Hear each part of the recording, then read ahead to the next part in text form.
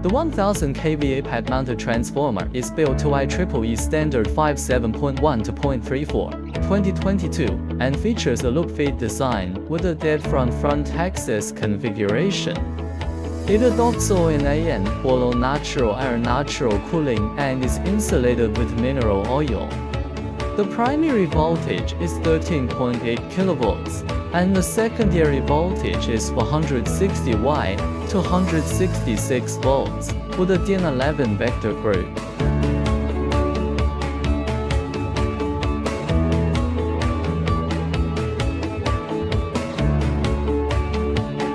Low voltage compartment. Low voltage bushing, resin cast spade with 6 holes. 1-inch drain valve with 3/8-inch chamfer. No load tap changer tapping range plus or minus 2 times 2.5%. No load loss, 1600 watts. On load loss, 11,800 watts.